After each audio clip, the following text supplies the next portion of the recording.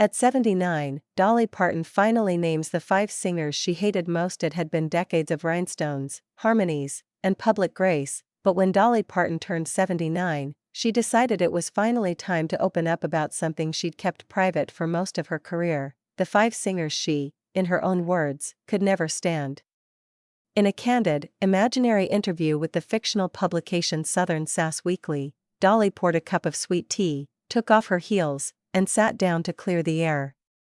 "Honey," she said with a soft laugh, "I'd been nice for long enough. I got a little list." Now, before anyone could panic, she clarified, "I don't mean I hated them as people. I hated workin' with 'em, bein' around 'em, or hearin' their voices in the wrong key at 6 a.m. Without further ado, here they are, the fictional 5 who made Dolly's secret never again list. Point 1. Bobby Ray McDaniel's "Lord, that man could not hold a tune in a bucket with a lid on it," Dolly recalled. Bobby Ray was a rising star in the 70s, known for his fringe jackets and overconfident swagger. He once insisted on doing a duet with Dolly at the Grand Ole Opry, without rehearsal. "He started singin' the second verse before I'd even finished the first," she said, shaking her head. "Then he winked at me like he was doin' me a favor." 2. Crystal Lennox. She could outsing anybody, and she knew it. Crystal was a powerhouse country pop crossover artist in the early 80s. Dolly admitted she admired Crystal's voice, but her attitude backstage was another story. "She once told me my wig was crooked. Right before I went on stage." Dolly laughed, but her eyes narrowed just a touch. "And it wasn't even crooked. I checked. Twice." 3. Trenton Blake. This one, Dolly said, was more about energy than talent. "He was always 5 espressos deep, talkin' about creative vibrations and how music should be a rebellion against the linear mind." Dolly tried writing a song with Trenton once. 3 hours later, we had a tambourine, a recording of birds chirpin', and no lyrics. She politely declined future collaborations. "He was sweet, but bless his heart, he needed a nap and a metronome." 4. Texas Judy Ray. Judy Ray was a honky-tonk legend with a Texas twang so thick it could butter toast.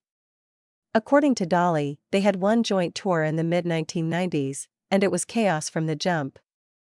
Judy thought every dressing room should have a mechanical bull. "I'm not even jokin'. One time, I'm tryin' to warm up and she's hollerin' yeehaw from the hallway while ridin' the dang thing." Dolly added, she also insisted her dog get its own dressing room.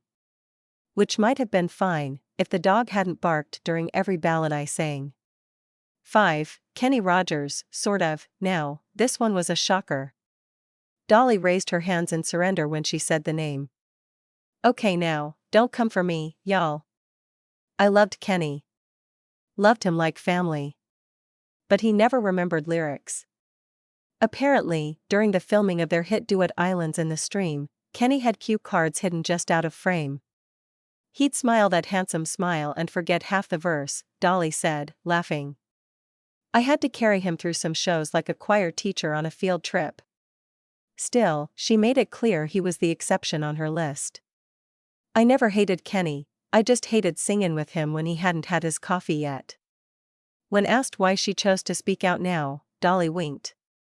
"At my age, you realize life's too short to keep secrets, especially the funny ones. I've always tried to be kind, but darlin', some memories are just too juicy not to share." In the end, Dolly's hate was more Southern sass than true animosity. Each name came with a story, a laugh, and usually a touch of forgiveness. "I don't hold grudges," she said.